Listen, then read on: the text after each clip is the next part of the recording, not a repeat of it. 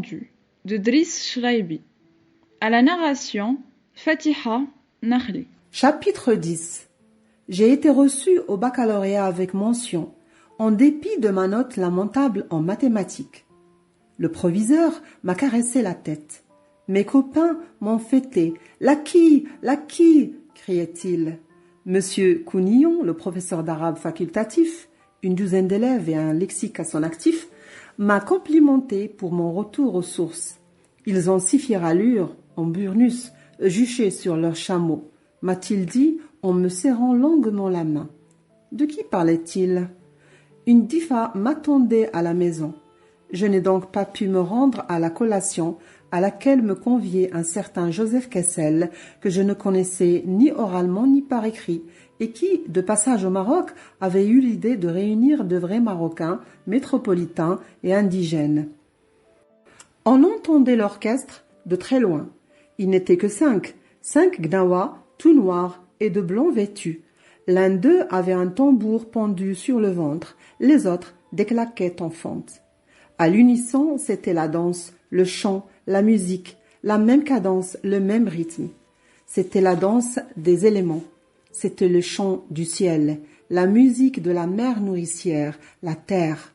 Et mitouflée, ma mère dansait avec eux, éperdument.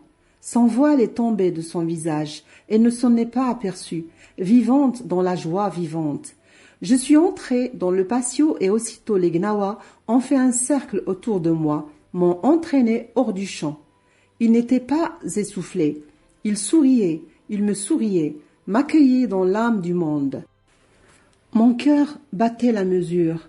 D'enserré, je voltigeais parmi eux, et en moi montait l'émotion, une émotion douce et tendre et bonne, gigantesque. J'étais couchée sur le dos, je cherchais le sommeil. Ma mère est entrée, furtive, dans ma chambre. Je ne fais que passer, tu dors? Sa voix était un murmure. Elle s'est penchée à déposer un baiser sur mon front. Nuit de bonheur, mon grand. Fais de beaux rêves, je te laisse. Elle s'est assise au chevet de mon lit. Tu dois être fatigué, très fatigué, après tant d'années passées dans ce lycée que je connais même pas. Ton crâne doit être bien plein alors qu'il est. Vide-le, c'est fini maintenant. Bon, je te laisse dormir. Elle n'a pas bougé. Il y a eu un petit silence, un tout petit silence. Je l'entendais reprendre sa respiration, je l'entendais sourire, littéralement. J'ai fait des paquets et des paquets de tes livres. L'épicier du coin m'en donnera un bon prix. Ils ne servent plus à rien, tu les as tous lus, et donc vidés. Ton cartable non plus, il n'y a plus rien dedans. Il est en cuir, le cordonnier va le transformer en une paire de mules. Il est très habile. Elle a éclaté de rire. Son rire avait la fraîcheur d'une source de montagne. Il faisait chaud dans la chambre. On était au mois de juillet. Il va les broder avec des fils d'or ou d'argent. Mais je lui dirai d'employer de la soie violette. C'est la couleur que je préfère. Ça va faire très joli sur mes pieds. Je les vois d'ici, surtout avec mon cafetan d'apparat, violet lui aussi. Pourquoi je te raconte tout cela alors que je tombe de sommeil? Tu peux dormir tant que tu voudras. Plus besoin de sauter du lit, de me demander l'heure qu'il est, après avoir consulté cette montre qui t'enserre le poignet, même la nuit. Plus besoin d'avaler ton petit déjeuner debout, plus besoin de courir. C'est fini tout cela, fini. Je vais te laisser. Tu as tant appris au cours de ces années interminables que ta tête doit être en bois à présent. Le français, l'anglais d'Angleterre, l'allemand de Hitler, le calcul de tous les épiciers et même le grec et le latin, morts depuis longtemps. Je comprends fort bien que tout ce tintamarre t'a exténué à la langue. Moi, j'en aurais été incapable. Oui, je vais te laisser. Elle a soudain battu des mains. Et tu sais, je vais mettre ma ceinture cousue de gemmes. Je ne l'ai plus portée depuis le jour de mes noces. Tu vas être fier de moi, le jour de tes noces à toi. La pauvre Touria t'a attendu patiemment. Elle a 15 ans déjà. Elle s'est levée, elle s'est dirigée vers la fenêtre. Elle l'a ouverte. les mains en porte-voix, et l'a lancé en direction de la maison d'en face. Touria, ma colombe, tu peux dormir sur tes deux oreilles à présent. C'est fini, Driss n'a plus rien à étudier. Il a tout appris. Allah Akbar, nuit de bonheur et de lumière. Je passais presque tout l'été à la ferme. Je m'endormais sur une meule de foin en essayant de compter les étoiles. La symphonie de l'océan, tout proche, me réveillait bien avant l'aube. « Sultan, viens ici, Sultan !» C'était Monsieur Lui, le propriétaire du domaine voisin, qui appelait son chien. Nous aussi, nous avions un chien, une sorte de slougui, teigneux et hargneux. Il répondait au nom de Lui. Lorsqu'il aboyait, on eût juré qu'il riait. La nuit, il allait chaparder une poule sur les terres de Monsieur Lui. Celui-ci demandait régulièrement des comptes à mon père. La réponse était dubitative, accompagnée d'un sourire très doux. « Ce ne serait pas plutôt votre cleb à vous, le dénommer sultan? Avec un nom pareil, il se croit tout permis. » Parfois, mon père hélait son slougui à voix forte, sans penser à mal. « Louis !» Là-bas, Monsieur Lui se retournait d'un bloc. « Oui ?»« Non, pas vous !» répondait pas. Pieds nus, les ouvriers agricoles sarclaient la terre rouge, binaient, creusaient des sillons entre les plants, pinçaient le haut des tiges. Au soir tombant, c'était le déversement des eaux bouillonnantes le long des canaux d'irrigation. Gorgées de soleil, les tomates mûrissaient plus vite qu'on ne pouvait les cueillir. Des cajots pleins s'entassaient dans les allées. On les chargeait à plusieurs mains sur un camion Fargo. Et, continuellement, le moteur diesel ronflait à quelques 30 mètres de profondeur, puisait et refoulait l'eau des entrailles de la terre. Accroupis sur nos talons, mon père et moi mangions des galettes cuites sur une pierre brûlante.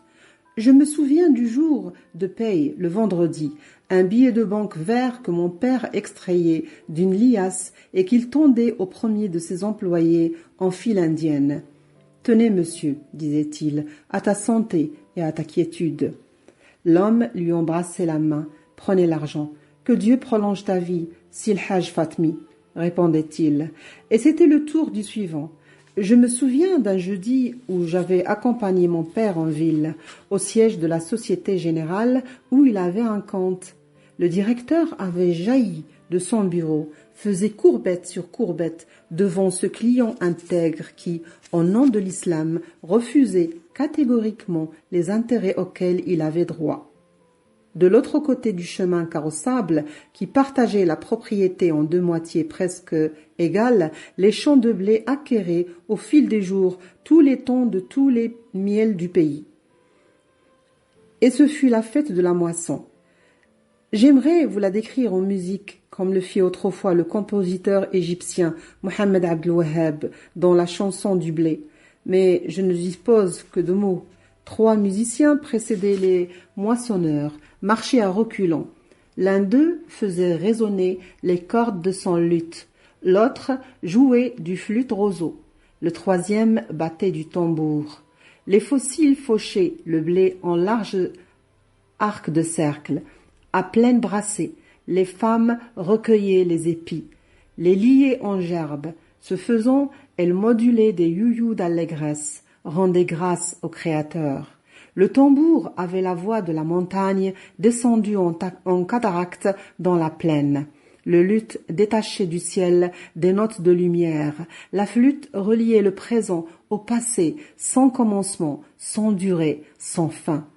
Au soir tombant, hommes et femmes se sont mis à danser. J'étais au milieu d'eux. Un demi-siècle plus tard, je suis encore au milieu d'eux. À la fin de l'été, mon père m'a dit « La guerre s'achève. On peut espérer que les Alliés vont la continuer par la seule guerre qui soit, celle de l'esprit. Mais il ne faut pas trop leur demander. Ils se contenteront sans doute de réécrire l'histoire en y ajoutant un chapitre nouveau. C'est ce qu'on appelle l'évolution. Nous, voici longtemps que nous sommes sortis de l'histoire. Il nous manque la guerre des idées. » C'est tout ce qu'il m'a dit ce soir-là. Il a attendu 8 jours pour évoquer l'avenir. Et, lorsqu'il l'a fait, il m'a parlé d'un certain Ibn Tumart, dont j'entendais le nom pour la première fois. Il était comme ça, pas. On n'en fait plus comme lui. Ibn Tumart est né au début du XIIIe siècle à Igiliz, un tout petit village de l'Anti-Atlas, à la lisière du monde arabo-musulman. C'était l'apogée de l'empire almoravide. C'était également sa déliquescence interne. En plein pays berbère, Ibn Tumart élabore une doctrine dont l'originalité s'exprime à la fois sur le plan théologique et sur le plan juridique. En quelque sorte, il s'agit d'une prise de conscience individuelle, en opposition totale avec l'ensemble des normes collectives qui régissaient la société. Même la connaissance de l'unicité de Dieu, Ibn Tumart affirmait qu'elle devait être fondée sur une nécessité purement rationnelle. En fait, il revivifiait la pensée et demandait à tout un chacun de réfléchir par lui-même et, partant, de faire table rase des traditionalistes qui constituaient le pivot du régime. Au-delà de la lettre, c'était l'esprit qui était mis en avant et faisait circuler les idées. Ibn Tumart et ses partisans se faisaient appeler les almohades, c'est-à-dire les unionistes, purs et durs. À la mort d'Ibn Tumart, c'est son premier disciple, Abdelmoumin, qui mena les almohades à la conquête du pouvoir du sud marocain à l'Andalousie en moins d'une décennie. Ce fut l'une des rares fois où l'islam redevint vivant comme à l'origine, comme à sa naissance dans le désert, débarrassé de la gangue et de la souillure du temps. Ce fut l'entreprise d'un homme qui avait tourné le dos aux troupeaux sclérosés dans le confort intellectuel.